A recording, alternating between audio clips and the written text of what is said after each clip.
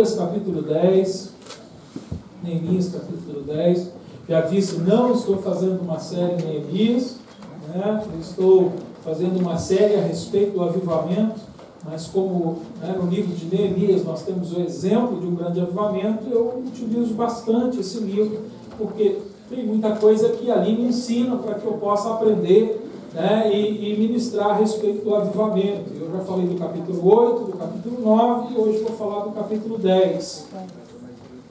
Aliás, eu quero pedir aos irmãos que assistam a última mensagem que nós ministramos aqui no domingo passado, a respeito do avivamento na adoração. Eu acredito que já deve ter sido postado no YouTube. Já foi postado?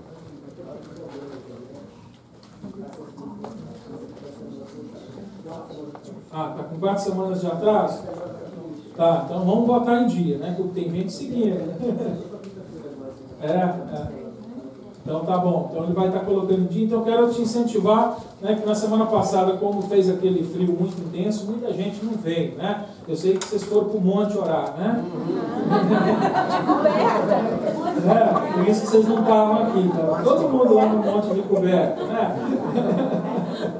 Então a gente tinha um grupo pequeno, muita gente não teve oportunidade. Tinha muito homem, porque eu vi que muitos homens vieram e as mulheres ficaram com os filhos em casa, para não expor no frio. Tem hora que a gente tem que aprender a lidar com essa situação. Sem dúvida não há nenhum problema.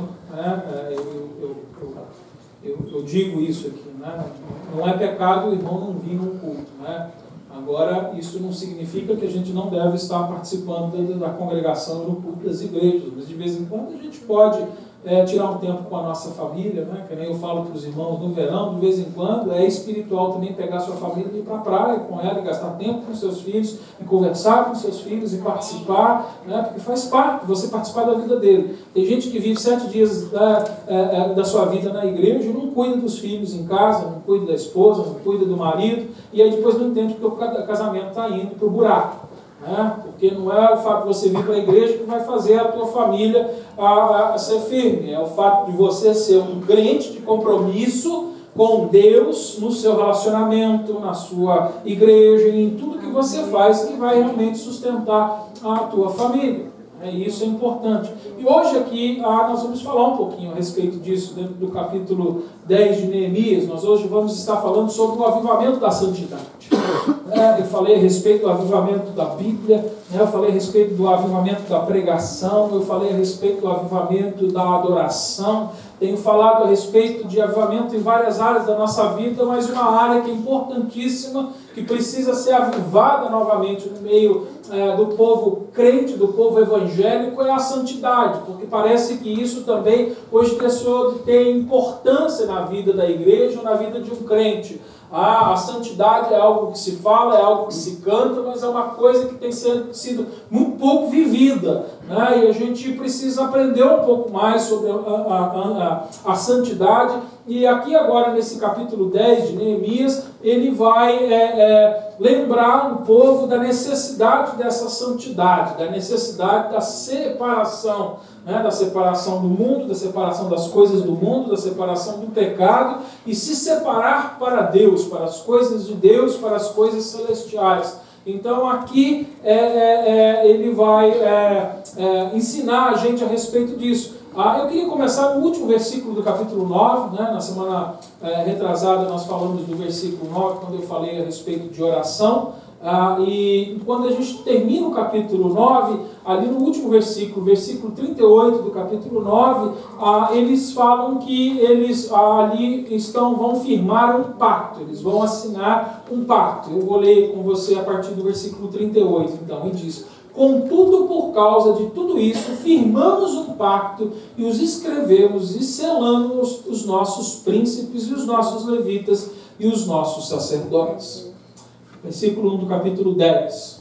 E os que selaram foram Neemias, governador, filho de Acalias, Zedequias. Eu vou dar um pulo, porque agora a gente tem aqui uma lista de nomes de pessoas que assinaram. Eu acredito que são cerca de 88 pessoas, agora não me lembro exatamente, eu cheguei a contar, mas não me lembro. Acho que foram 88 pessoas nessa lista aí que assinaram esse pacto, Mas não foi só essas pessoas. E aí o versículo 28 continua dizendo a respeito desse firmamento, dessa aliança que eles fizeram. E diz assim a partir do 28: e o resto do povo, e os sacerdotes, e os porteiros, os cantores, os netinins são aqueles que trabalhavam e serviam no templo de Deus, e todos os que tinham separado dos povos de outras terras para seguir a lei de Deus, suas mulheres, seus filhos e suas filhas, todos os que tinham conhecimento e entendimento, aderiram aos seus irmãos e aos seus nobres e convieram num juramento sob pena de maldição de que andariam na lei de Deus, a qual foi dada por intermédio de Moisés, servo de Deus, e de que guardariam e cumpririam todos os mandamentos do Senhor, nosso Senhor, e os seus juízos e os seus estatutos, de que não daríamos as nossas filhas aos povos da terra, nem tornaríamos as filhas deles para os nossos filhos, de que, se os povos da terra trouxessem no dia de sábado qualquer mercadoria ou quaisquer cereais para venderem, nada lhe compraríamos no sábado, nem em dia santificado, e de que abriríamos mão do produto do 7º ano e da cobrança nele de todas as dívidas. Também sobre nós impusemos ordenanças, obrigando-nos a dar a cada ano a terça parte de um ciclo para o serviço da casa do nosso Deus, para os pães dos sábados e das luas novas, para as festas fixas, para as coisas sagradas, para as ofertas pelo pecado, a fim de fazer expiação por Israel e para toda a obra da casa do nosso Deus. E nós, os sacerdotes, os levitas e o povo, lançamos sortes acerca da oferta da lenha que havíamos de trazer à casa do nosso Deus, segundo as nossas casas paternas, em tempos determinados, de ano em ano, para se queimar sobre o altar do nosso Senhor, do Senhor nosso Deus, como está escrito na lei. Versículo 35. Também nós nos obrigamos a trazer no ano em que, de ano em ano, à casa do Senhor as primícias de todos os frutos de todas as árvores, e a trazer os primogênitos dos nossos filhos e o do nosso gado, como está escrito na lei, e os primogênitos das nossas manadas e dos nossos rebanhos à casa do nosso Deus, aos sacerdotes que ministram na casa do nosso Deus, as primícias da nossa, e as nossas ofertas alçadas, e o fruto de toda sorte de árvore para as câmaras da casa de nosso Deus, e os dízimos da nossa terra aos levitas, pois eles, os levitas, recebem os dízimos de todas as cidades por onde temos lavoura, e o sacerdote, filho de Arão, deve estar com os levitas quando estes receberem os dízimos, e os levitas devem trazer o dízimo dos dízimos à casa do nosso Deus, para as câmaras dentro da tesouraria, pois os filhos de Israel e os filhos de Levi devem trazer oferta alçada dos cereais, do mosto e do azeite, àquelas câmaras em que estão os utensílios do santuário, como também os sacerdotes que ministram, e os porteiros, e os cantores, e assim não negligenciarmos a casa do nosso Deus. Pai, em nome do Senhor Jesus, diante da Tua palavra, agora nós pedimos que o Teu Espírito venha nos dar a sabedoria para ministrar a Tua mensagem, Senhor. Também te pedimos para que nos dê um entendimento, para compreendermos a Tua mensagem, Deus Pai. Nós te pedimos, Senhor, que o Teu Espírito tenha liberdade de ministrar no nosso meio, que hoje Ele venha libertar, salvar, curar, em nome de Jesus Cristo. Faça a Sua vontade no nosso meio, que a Tua palavra, o Teu caráter cresça em nós, Senhor Pai querido, para que com a prática, Senhor, daquilo que nós aprendamos, sejamos discípulos fiéis. Senhor, obrigado, Senhor, pela oportunidade de hoje ministrar o Evangelho. Faço com temor e temor diante de Ti, Senhor. Usa a minha vida, porque sou vaso fraco, Senhor, Pai querido, mas a Tua palavra é poderosa para fazer conforme ela hoje é lançada. Pai, faz como Te apraz, em nome do Senhor Jesus. Amém. Amém. Glória a Deus. Então, hoje nós vamos continuar no assunto do avivamento, né? E para quem não sabe, né, com que o avivamento está relacionado,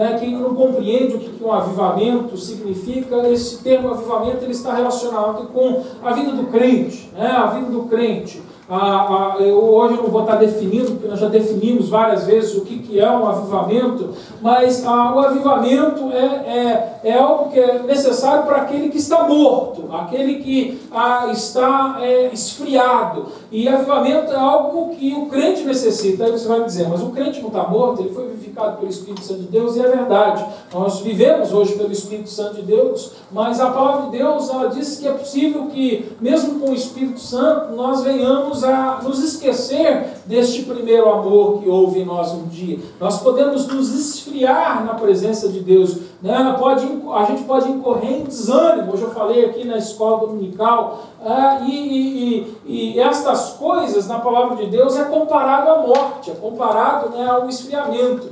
Um morto, né, uma pessoa quando morre, ela fica gelada, o corpo não tem vida, não flui o sangue, então ela esfria, ela gela. E hoje tem muita gente que nasceu de novo, tem a vida do Espírito na sua vida, mas está vivendo como morto, de uma maneira gelada, de uma maneira fria na presença do Senhor Jesus, e nós precisamos de um avivamento. E o avivamento é essa oportunidade de nós reaquecermos a nossa vida, de nós buscarmos Deus de tal intensidade, onde Ele traz de volta aquele amor intenso. Falei muito hoje na escola dominical, quem não esteve aqui hoje perdeu a oportunidade de ouvir um pouco mais a respeito disso. Mas é necessário que a gente, quando conhece o Senhor Jesus, que a gente cresça, que a gente desenvolva o fruto na nossa vida, o fruto do arrependimento, o fruto do Espírito Santo, o fruto da nossa fé, frutos que são importantes para que a nossa vida seja alimento para outras, para que a gente esteja alimentado e vivendo na plena capacidade que nós temos no Senhor Jesus. Então o avivamento é isso, o avivamento é a busca, né, pela presença de Deus, pelo relacionamento de Deus, pela vida de Deus, a tal ponto onde eu possa funcionar em plenitude. Nós queremos a plenitude de Deus, ou quem quer aqui só um pouquinho? Quem quer só metade daquilo que Deus tem para ele? Tem alguém aqui que só quer metade? Não tem doido aqui. Quem quer tudo que Deus tem para ele aqui? Nós queremos tudo.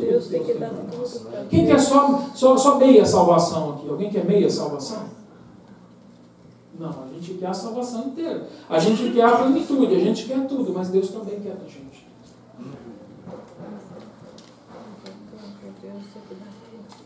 Quando o meu relacionamento eu com Deus, de Deus eu espero tudo.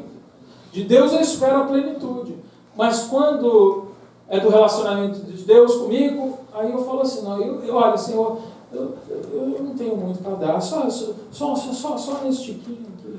Não, Deus ele não falou que Ele quer só um pouquinho da gente, Ele diz que Ele quer tudo. Aliás, lá em Romanos, Ele diz que Ele quer que a gente se entregue como sacrifício vivo e agradável. Ele espera que a gente possa viver na plenitude da nossa fé, na plenitude da nossa vida. E é por isso que nós precisamos de um avivamento. Tem alguém aqui vivendo na plenitude da sua fé? Completamente. Você está fazendo tudo o que você devia fazer, obedecendo tudo que você devia. Tem alguém aqui? Eu vou baixar a minha mão.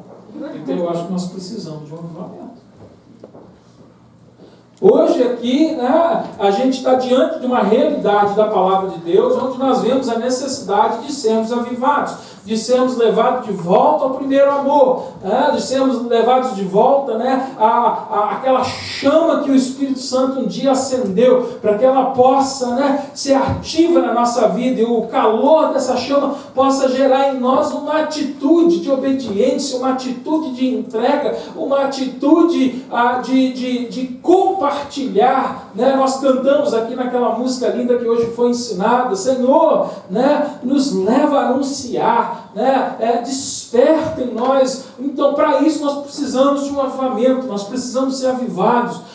Nós, com o decorrer, né, com a familiaridade do Evangelho na nossa vida, nós vamos começando a viver de uma maneira mais medíocre. A gente vai aceitando as coisas mais ou menos, a gente começa a achar, não, já que eu sou um pecador mesmo, já que eu sou assim, então eu só vou fazer isso. Não, a gente não pode estar conformado, né, com essa condição. Eu digo, nós precisamos, né, gerar aqui no nosso meio uma geração de inconformados. Hoje em dia se usa muito essa expressão, né, a geração de inconformados, e tem muita gente inconformada porque Deus não está dando tudo aquilo que Ele podia dar, tem muita gente inconformada porque não tem, né, o melhor carro, porque não tem a melhor casa, mas não é desse tipo de inconformidade que eu estou falando, de gente inconformada com a sua condição, inconformada com a sua situação, com o seu relacionamento com Deus. É isso que nós precisamos, de pessoas que tenham esse desejo, né, de impropriedade diante de Deus e o desejo de mudar, o desejo de ser transformado, né, de estar inconformado com o que aconteceu até agora, de querer mais, né, de poder ser mais santo, de poder ser mais puro, de ter mais presença, de ter mais vida de oração. Tem alguém que está precisando orar mais? Amém. Tem alguém que está precisando de mais santidade? Eu estou. Nós estamos precisando de viver mais. Mais para Deus. E aqui agora, nessa passagem, nós vamos ser desafiados, né, a fazer um convênio. É interessante porque Deus faz um convênio com a gente, Ele faz uma aliança conosco, né? Deus ele deixa o seu trono, Ele deixa o seu lugar, Ele vem à terra na forma do Filho de Deus, de Jesus Cristo, e faz uma aliança com aqueles que creem. Só que agora a gente descobre que, né, essa aliança não é unilateral. Essa aliança agora requer com que eu também faça a minha parte nessa aliança. E agora foi o que aconteceu aqui com o povo de Israel, aqui neste capítulo. Eles viram tudo aquilo que estava acontecendo, né? A palavra voltou lá no capítulo 8, eles foram lá e buscaram o livro e começaram a ler. Aí a palavra de Deus despertou neles o desejo de obedecer. E eles começaram a obedecer. E conforme eles obedeciam e eles celebravam as coisas que Deus fazia, eles reconheceram a necessidade de se humilhar, de orar. E nós pregamos a respeito disso, do avivamento da oração. E nós vimos a necessidade de avivarmos a nossa oração e orarmos conforme a vontade de Deus, conforme a palavra de Deus, considerando, refletindo, pensando. E agora, diante dessa realidade, eles veem que isso gera uma atitude prática, a leitura da palavra, o desejo da obediência, a adoração. Tudo isso gerou agora uma necessidade de se firmar uma aliança com Deus, de fazer um convênio prático, onde as ações diárias deles fossem influenciadas. E hoje nós vamos estar aprendendo com isso aqui. Hoje nós vamos estar aprendendo que nós precisamos de demonstrar essa ação, nós precisamos desenvolver a nossa vida de santidade. Mas antes de eu falar dessa vida de santidade, eu quero dizer aqui, né, como é que o americano fala, um disclaimer, né? Como é que eu falo isso em português? Né? Eu não sei como é que fala isso em português. Como é que é o disclaimer? Né? Aqui assim, né, quando você tem lá um programa na televisão, ele coloca lá o disclaimer. Ele fala, não, eu não sou responsável por isso. Ou seja, né, ele está ali, né, tirando o pescoço dele da reta. Né? Então, o disclaimer. Eu não sei como é que fala isso em português. Né? Tem uma palavra, deve ter, né? Eu só não sei qual é. Né? Mas né, eu não sei se você entende isso, mas é aquilo, né? Quando você fala assim, e aqui eu quero fazer isso agora, né? Antes de eu mostrar a necessidade para a igreja de nós crescermos e prosseguirmos em santidade, eu quero falar para aquelas pessoas que ainda não conheceram Jesus. Eu não sei hoje, eu não conheço todas as pessoas que aqui hoje estão, né? Eu não sei quem aqui está, mas eu preciso dizer isso para aquele que ainda não conhece Jesus hoje aqui. Eu quero dizer para você que você que ainda não conhece Jesus, você não tem que buscar a santidade. Você tem que buscar o santo, Jesus Cristo. Porque nós, muitas vezes, somos levados a crer que, para que eu possa ter um encontro com Jesus, eu primeiro preciso me santificar. E essa não é a mensagem bíblica. E eu preciso dizer isso para aquele que ainda não conhece Jesus hoje aqui. Você, para ter um encontro com Jesus, não precisa ser santo, porque Ele é santo. E quando você tiver um encontro com Jesus Cristo, o Santo dos Santos, aquele que é santíssimo, vai santificar a sua vida. E aí, a partir do novo nascimento e da criatura nova que agora existe em você, você vai poder perseguir a santidade.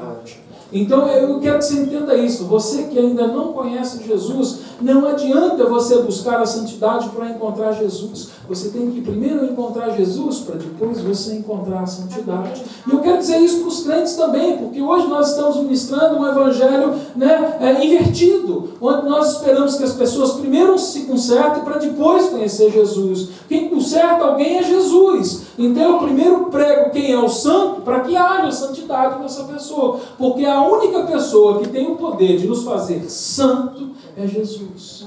Por quê? Porque Jesus foi aquele enviado de Deus, aliás, é o próprio Deus, na forma de homem, que desceu a essa terra e se entregou na cruz sem nenhum pecado, ou seja, em perfeita santidade, recebeu sobre ele todo o nosso pecado, toda a nossa impureza, e ali, afastado de Deus, recebeu a vitória por nós. Recebeu a culpa do nosso pecado. Se você quiser olhar comigo lá no Salmo 22, por exemplo, um salmo que Davi escreve, no versículo 1, ali está citado o grito de Jesus na cruz. Ali Davi, de uma forma profética, estava dizendo o que Jesus diria na cruz do Calvário. E ele diz ali: Deus meu, por que me desamparastes? Houve um momento que Jesus teve que receber sobre si todo o nosso pecado. E você que ainda não conhece Jesus, você precisa entender uma coisa, que entre Deus que é santo e você que é pecador, existe uma separação. E Deus, Ele não pode se aproximar de você por causa do seu pecado. Por isso Ele envia Jesus na forma de homem, para que através de uma vida de santidade, perfeição, fosse entregue como sacrifício e na cruz do Calvário fosse separado de Deus momentaneamente por causa do nosso pecado. E é isso que ele está gritando: Deus meu, por que me desamparastes? E aí a resposta está no versículo 3 do Salmo 22. E ele diz no versículo 3: contudo tu és santo. Ou seja, por que ele precisou ser desamparado? Porque Deus é santo. E Deus não pode ter comunhão com um pecador. Deus não pode olhar, a palavra de Deus diz que Deus não pode olhar para a iniquidade do homem. Ele não pode olhar para o pecado do homem.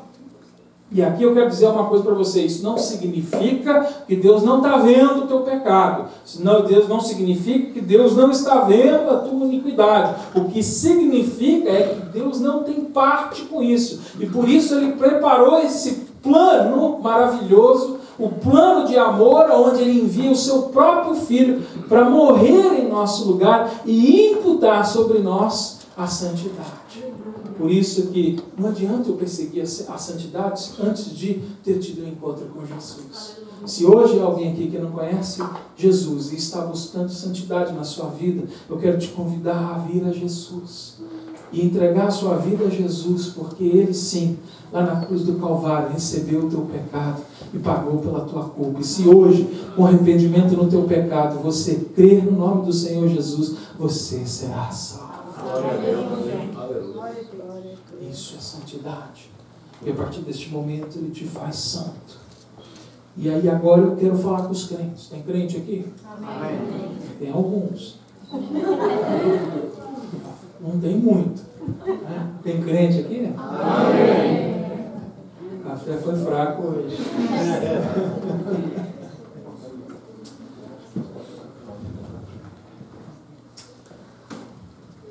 A gente tem que entender que... Presta atenção no que eu vou falar, para você não falar que o pastor está ensinando heresia. Então eu quero que você preste atenção, porque aqui tem um jogo de palavras que precisa de atenção e de percepção, né, para que a gente possa entender. não nos custou nada, presta atenção, não nos custou nada nos tornarmos um crente. Não nos custou nada nos tornarmos um santo, porque foi Jesus que pagou na cruz pelos nossos pecados. Obrigado, meu Deus. Mas custa tudo para continuar sendo um crente. Você entendeu o que eu disse? Não nos custou nada para nos tornarmos um crente, mas agora nos custa tudo para continuarmos na vida com Jesus. Não estou dizendo de que agora eu tenho que pagar para que eu continue na salvação. Não é isso que eu estou dizendo. Mas a palavra de Deus deixa bem claro que é morrendo que eu vou viver, que é me entregando que eu vou receber. Ou seja, não me custou nada ser feito um crente, mas agora me custa tudo. Eu tenho que me entregar por inteiro. Eu tenho que me entregar de todo o meu coração, de todo o meu ser, para que eu persiga a vida da salvação, para que eu prossiga em direção à salvação. Eu tenho que me entregar por completo. Me custa tudo. Não há preço que você possa pagar para ser salvo. E graças a Deus por isso. Porque a salvação é pela graça. E alguém pagou esse preço por você. Porque nós não teríamos com o que pagar por esta salvação. Mas agora você recebeu algo que te dá o que devolver ao Senhor Jesus. Uma vida de vitória e de santidade diante do pecado. O que eu quero dizer com isso é que agora, depois de ter nascido de novo, você recebeu o poder. E a palavra de Deus diz, o poder para vencer sobre o pecado, para viver em santidade. Mas isso custa. Isso custa. Isso é viver por fé. Nós recebemos o poder do Espírito Santo e a habitação do Espírito Santo para que a gente pudesse viver essa nova natureza. Entenda uma coisa, a partir do dia em que nós somos salvos, nós recebemos uma natureza nova, mas a natureza velha permanece lá. E agora, a partir daqui, é uma questão de que quem nós estamos alimentando mais. A velha ou a nova? E aqui hoje fica uma pergunta para a igreja, porque eu acho que todos nós aqui hoje reconhecemos que nós temos a necessidade de um avivamento. De mais santidade. E aqui fica uma pergunta para a gente. O que é que nós temos alimentado mais? A nova natureza ou a velha natureza? O que é que tem suprido?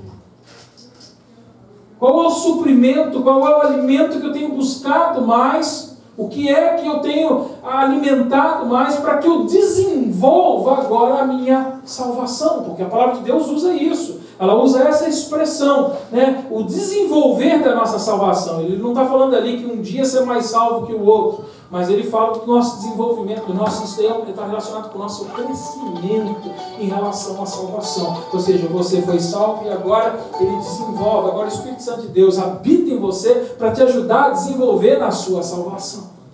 E para que a gente veja um avivamento neste lugar, nós precisamos começar a buscar essa santidade. Nós temos que desenvolver uma consciência da nossa necessidade de santidade. E quando a gente olha para a história da igreja, a gente vê que em todo avivamento foi assim. Eu quero citar, por exemplo, aqui alguns homens, né, que viveram avivamentos e eles falam a respeito dessa necessidade de santidade. Por exemplo, o Brian Edwards, né, esse Brian Eduardo, esse livro até existe em português, que é o Avivamento, né, Revival em inglês.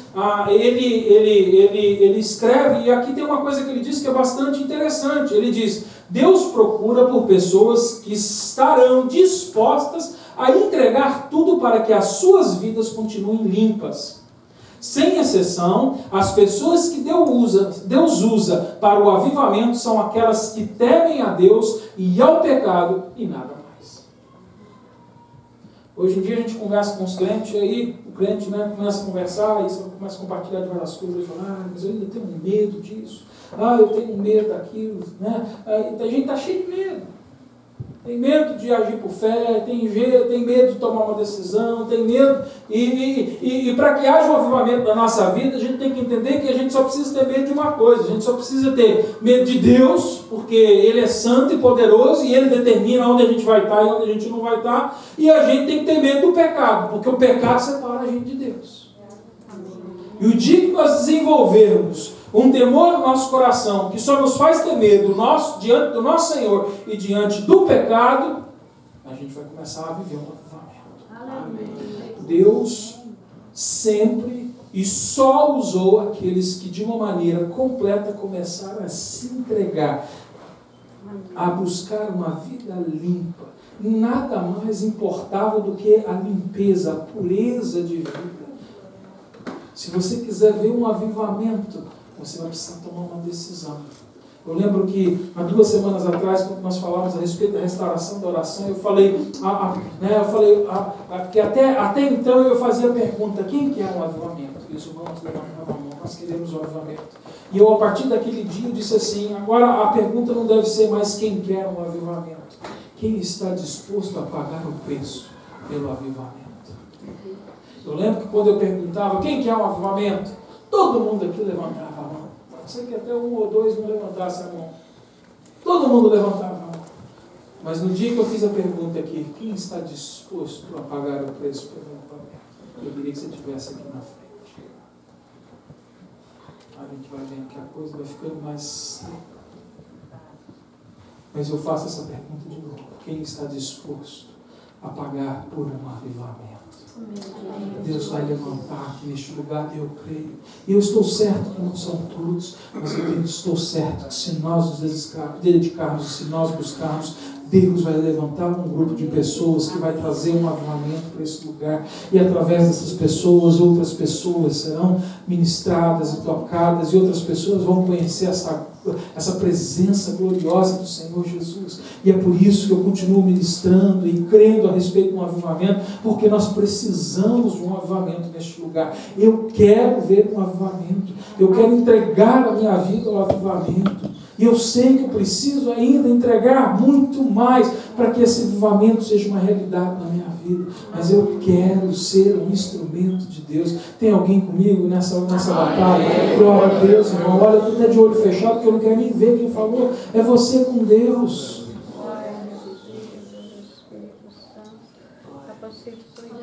Para que a gente veja um avivamento, nós vamos precisar voltar à Bíblia, ao Evangelho, à oração, à pregação da palavra, à santidade.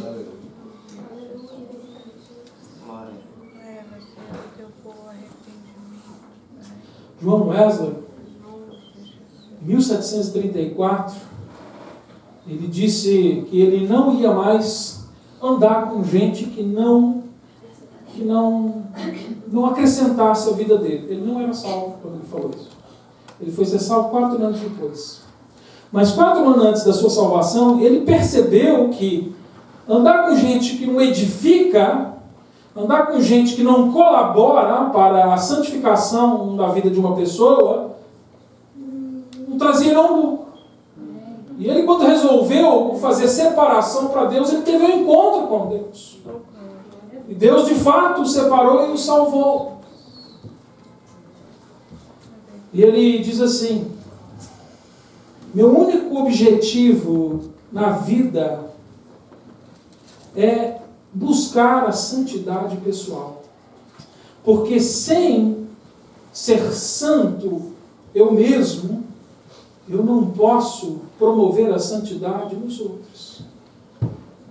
Ele já sabia, agora que ele fala depois da sua conversão, e sabendo que já tinha um chamado sobre a sua vida, ele diz, o meu único objetivo é me tornar mais santo, porque sem a santidade, como é que eu vou ser exemplo na vida do outro?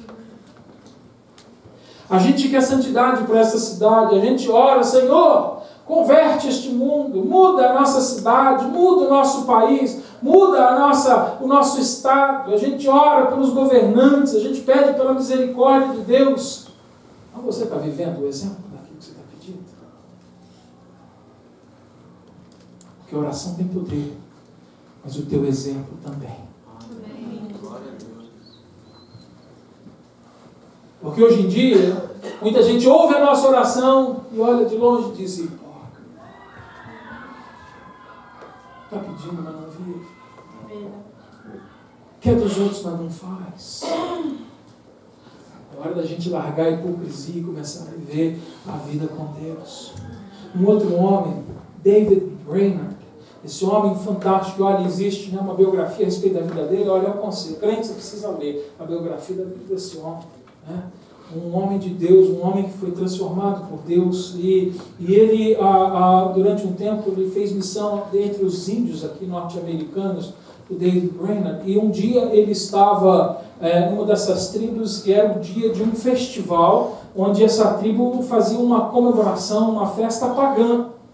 E diante daquela situação, o David Brainerd, ele falou assim: eu não posso participar disso. Ele se retirou e ele foi lá para o meio da floresta e ele falou: eu vou passar minha noite orando. E ele ali gastou a noite dele orando. E naquele momento de oração ali, naquele momento em que os índios festejavam, né, os seus deuses pagãos e aquela situação, Deus falou com ele. E ele escreveu algo interessante. Ele diz assim: todas as coisas aqui embaixo desapareceram e nada parece ter considerável importância para mim, a não ser a santidade de coração e de vida e a conversão do rebanho de Deus. Todos os meus cuidados, medos e desejos que possam ser considerados de natureza terrena desapareceram. E na minha estima são agora não mais do que um sopro de vento. Eu espero com grande expectativa que Deus tenha o seu nome no meio do rebanho estabelecido. E eu apelo a Ele com grande liberdade que eu conheço, que eu venha a preferir a Ele acima do maior motivo de alegria e prazer terreno que eu possa ter. Será que você tem coragem de fazer esse tipo de oração diante do Senhor? E pedir: Senhor, gera em mim um desejo de te querer acima de qualquer outra coisa, de qualquer outro prazer terreno, de qualquer outra festividade, de qualquer outra coisa que satisfaz a minha carne.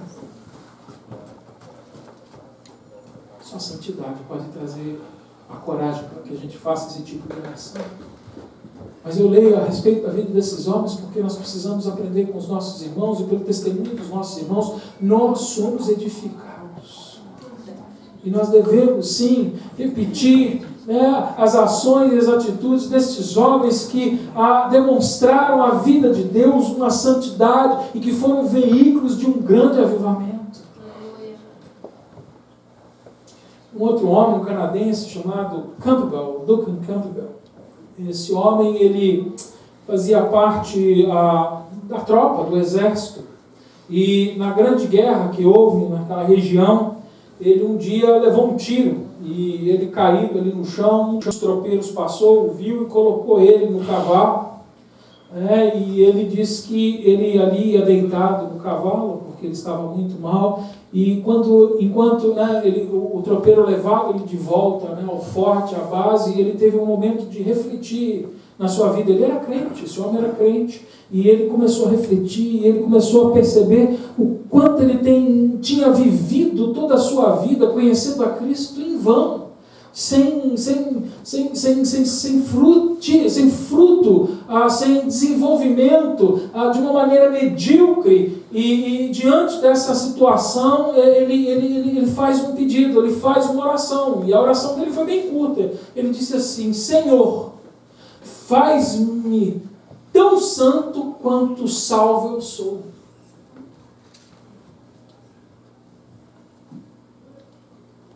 Minha pergunta é: Jesus salva para metade? Não. Foi o que ele disse: Senhor, me faz tão santo quanto salvo eu sou. Amém. Eu quero a plenitude, eu quero tudo que o Senhor tem para mim, eu quero viver a plenitude da minha santidade. me ajuda. E nós estamos precisando orar, pedindo essa santidade. Nós precisamos criar a consciência de que nós devemos crescer em santidade e irmos diante de Deus e dizer: Senhor, faz crescer em mim a tua santidade. Me leva à santidade, Senhor, Pai querido. É necessário que a santidade seja viva na nossa vida, que ela seja um reflexo da vida de Deus nas nossas vidas. Para trazer uma ilustração, dar um exemplo disso que nós estamos falando. Aqui, eu me lembrei da Declaração da Independência. Né? Aqui nos Estados Unidos houve a Declaração da Independência dos Estados Unidos. No Brasil, nós tivemos, né, lá no Brasil, Dom Pedro I. Dom Pedro I, né? É ele mesmo, né? Já esqueceram, não foi o Cabral, não. Foi o Pedro. Mas Dom Pedro I, um dia ali deu um grito, né, de independência. Aqui nos Estados Unidos não foi um grito, aqui foi a assinatura de uma declaração de independência. Mas o que a gente não para pensar quando a gente ouve a história e fala dessas declarações de independência é que o fato de eles terem dado um grito ou terem assinado uma declaração de independência não fez eles independentes. Depois de ter dado o grito, de ter assinado, eles tiveram que entrar em guerra, numa luta, para que de fato conseguissem a independência. E é interessante que isso aqui é um grande exemplo para nós que somos crentes. É assim, né? O fato de nós querermos a santidade já é um princípio. Eu posso assinar um convênio, mas a partir do momento que eu assino uma intenção, eu entro numa guerra. E a gente vai ter que entrar nessa guerra, se nós queremos ver santidade neste lugar. Aliás, eu quero lembrar aos irmãos que a palavra de Deus diz: sem santidade não veremos ao Senhor. Tem que ser o desejo que está no coração de um crente. Se hoje você está aqui e você talvez até já tenha sido batizado, mas não há em você o desejo de se santificar, eu quero dizer para você que você precisa ainda conhecer o Senhor Jesus como o seu Salvador. Porque não é o fato de você repetir uma oração com um pastor, ou de ser levado por um amigo na frente da igreja, ou de ter passado por um batismo nas águas que te faz santo, mas sim conhecer o verdadeiro santo, Jesus Cristo. E se não há em você o desejo de buscar pela santidade, você está precisando ter um encontro com Jesus. Porque, como eu disse no princípio, eu não posso por mim mesmo me fazer santo. Porque quem me faz santo é o Santo dos Santos. E o Santo dos Santos agora me dá poder para que eu cresça em santidade. E isso tem que ser o coração do crente. Talvez essa mensagem hoje te incomode. E eu sei que essa mensagem incomoda. Eu sei que essa mensagem às vezes leva os nossos irmãos ou os nossos amigos embora. E eu não vou te ver nunca mais. Mas essa é a mensagem da verdade, essa é a mensagem do Evangelho. Eu não tenho outra mensagem para pregar. De manhã eu falei, podia ter montado uma cabaninha aqui na igreja e falado: olha, passa debaixo da cabana e você vai ser salvo.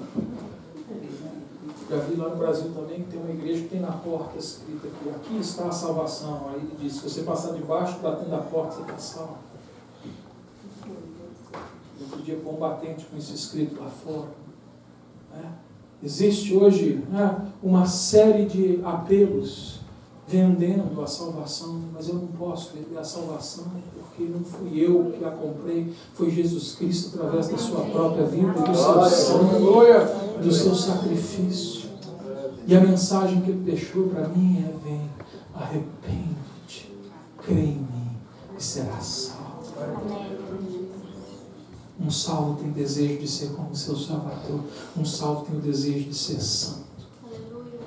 E isso mostra de uma maneira prática. E aqui agora eu quero voltar ao capítulo 10. Os irmãos vão falar assim: poxa, o pastor já falou um monte até agora, o capítulo 10, eu não vi nada. Mas eu quero ler com você aqui o capítulo 10. Né? A gente já leu aqui várias passagens, eu quero ver algumas que mostram aqui para a gente, que refletem que a santidade, o desejo da santidade, esse compromisso que eles firmaram diante do Senhor, agora refletiu na vida prática deles. Né? E o primeiro versículo que eu quero trazer a você é o versículo 30.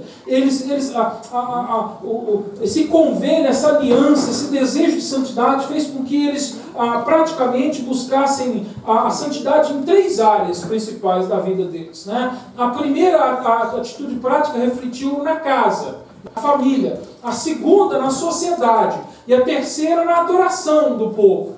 Então eu quero falar de cada uma dessas 3 áreas da vida onde a santidade refletiu. E a primeira delas é isso. A santidade afetou a vida familiar, afetou a casa, afetou o comportamento dele, bem especificamente em relação ao casamento. Olha o versículo 30 que diz, diz assim, de que não daríamos as nossas filhas aos povos da terra, nem tomaríamos as filhas deles para os nossos filhos. Então aqui agora, os israelitas eles estão fazendo um convênio de que eles iam se separar, eles iam se manter limpo, eles iam eliminar qualquer influência estrangeira do meio deles. Eles entenderam que para que eles pudessem manter a santidade, eles não podiam permitir que coisas estranhas estivessem no meio deles. E aqui diante da lei de Moisés, daquilo que Deus havia estabelecido nesse tempo, eles não deveriam casar com pessoas estrangeiras. Por quê? Porque casando-se com pessoas estrangeiras, eles corriam o risco de se envolver nos cultos e nas práticas dessas pessoas estrangeiras que não conheciam a Deus. Aliás, naquele tempo, os rapazes não eram diferentes dos rapazes dos dias de hoje. Quem é solteiro aqui? Cadê o solteiro aqui? Tem homem solteiro aqui? Você não é, não? Já casou? Cadê? Não tem homem solteiro aqui? Ou não tem homem? Agora tem que mudar, né? Tem homem solteiro aqui? Vocês são homem, rapaz. Esse negócio de adolescente é conversa de psicólogo. Você já é homem, levanta a mão. Cadê os homens solteiros aqui? Cadê? Levanta a mão. Vocês não levantam a mão, não? Estão em dúvida aí. A dúvida é se vocês são solteiros ou se são homens. Qual é a dúvida?